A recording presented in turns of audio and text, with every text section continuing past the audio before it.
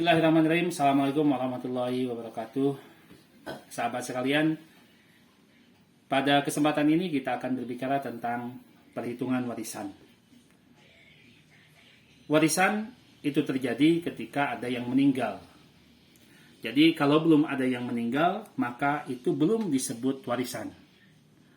Dan ilmu yang mempelajari tentang warisan disebut sebagai ilmu faraid. Sahabat sekalian, ada beberapa sebab seseorang itu mendapatkan warisan. Ada 4 sebab seseorang mendapatkan warisan. Yang pertama, ada hubungan nasab atau hubungan keluarga. Misalnya anak, cucu, ayah, ibu, dan sebagainya. Termasuk di dalamnya adalah saudara. Yang kedua adalah hubungan perkawinan, suami atau istri. Dan 2 hal inilah yang menjadi pokok seseorang mendapatkan warisan. Tetapi kalau dia hidup sebatang kara, tidak punya saudara, tidak punya anak, tidak punya keluarga, hidup sebatang kara hanya seorang diri, maka yang mendapat warisan adalah selanjutnya yaitu wala atau orang yang merdekakan budak. Tetapi pada kesempatan ini mungkin bisa dikatakan tidak ada yang memerdekakan budak. Maka dilanjutkan adalah hubungan seagama. Artinya diserahkan kepada Baitul Mal untuk saudara-saudara yang seagama. Sahabat sekalian, catatannya adalah 1, anak hasil adopsi itu tidak berhak mendapatkan warisan. Karena anak hasil adopsi tidak ada hubungan keluarga atau tidak ada hubungan pernikahan. Dan yang kedua adalah anak hasil zina. Anak hasil zina pun tidak dikatakan dia berhak mendapatkan warisan atau dia tidak berhak mendapatkan warisan. Karena secara hukum fikih, anak hasil zina itu tidak diakui sebagai anaknya. Tetapi walaupun ada hubungan darah, ada hubungan pernikahan, ada hal-hal yang menyebabkan seseorang hilang haknya untuk mendapatkan warisan.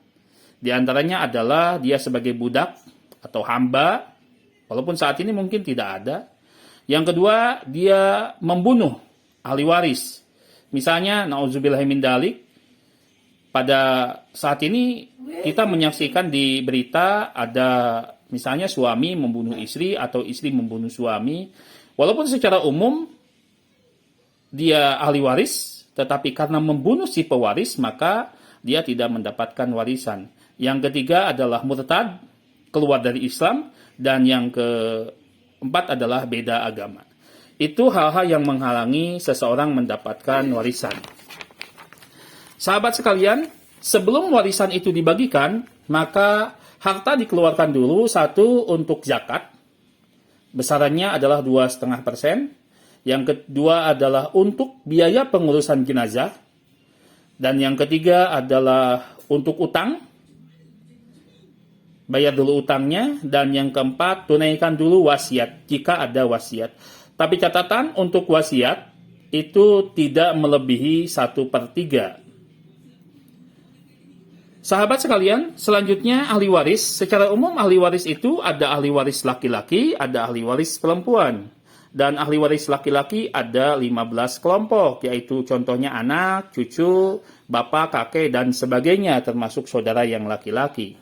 Dan ahli waris yang perempuan itu ada 10 bagian. Anak perempuan, cucu, dan sebagainya termasuk saudara perempuan dan istri di dalamnya. Jika semuanya berkumpul, yang 15 dan yang 10 ahli waris laki-laki dan perempuan, maka yang mendapatkan warisan itu ada 5, yaitu anak laki-laki, anak perempuan, ibu, bapak, dan yang kelima adalah suami atau istri. Jadi yang 4 adalah hubungan darah dan yang kelima adalah hubungan suami atau istri. Selanjutnya, perhitungan warisan itu ada yang disebut ahli waris itu. Untuk menghitungnya, ahli waris itu terbagi secara umum 1, ada yang disebut dengan zawil furud, artinya yang mendapatkan bagian tetap. Berapa saja yang mendapatkan bagian tetap? Di antaranya adalah dia mendapatkan setengah, 1/4, 1/8, 2/3, 1/3, dan 1/6. Siapa saja yang mendapatkan bagian setengah? Yang mendapatkan bagian setengah adalah anak perempuan tunggal, anak perempuan satu-satunya, terus cucu perempuan tunggal dari anak laki-laki, saudara perempuan tunggal yang seibu sebapa, saudara perempuan tunggal yang sebapa, dan suami jika tidak memiliki anak. Selanjutnya yang mendapat bagian yang seperempat adalah suami jika punya anak.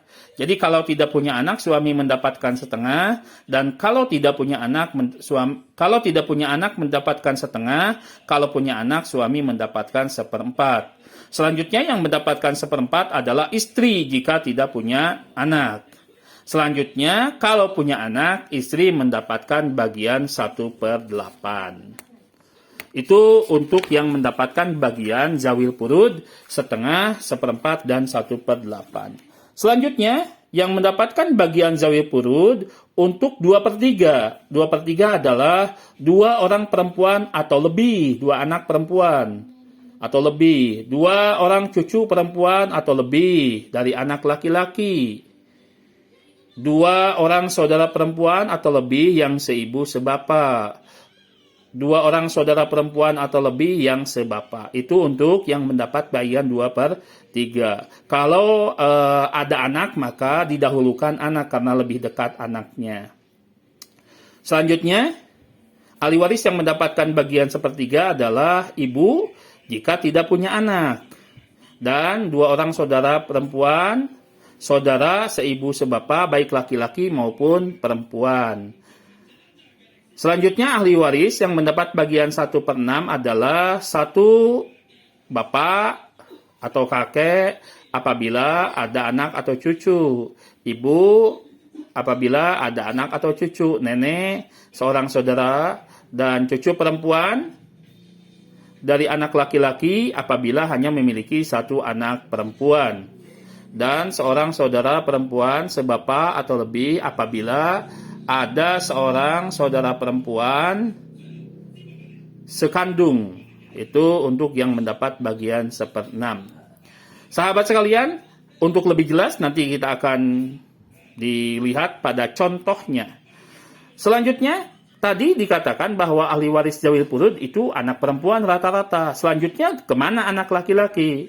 Yang kedua, bagian warisan itu adalah asobah. Asobah itu ada beberapa macam, di antaranya adalah 1 adalah asobah binafsi.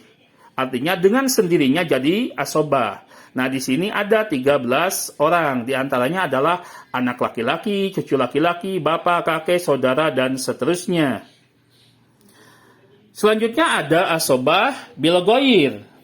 Asobah bilgoir adalah ahli waris jadi asobah karena ada asobah yang lain. Misalnya, anak perempuan jadi asobah karena ada anak laki-laki. Tadi dikatakan bahwa 1 anak perempuan itu mendapatkan setengah, 2 atau lebih mendapatkan 2/3 kalau anak perempuan saja. Tapi kalau ada anak laki-laki, maka anak perempuan itu menjadi asobah karena ada anak laki-laki. Cucu perempuan dari anak laki-laki sebab adanya cucu laki-laki. Nah, untuk anak perempuan, ketika perhitungan warisannya, maka anak perempuan mendapatkan 1 bagian dan anak laki-laki mendapatkan 2 bagian. Selanjutnya yang ketiga ada asobah ma'al ghair. Saudara perempuan sekandung apabila bersama anak perempuan atau cucu perempuan dari anak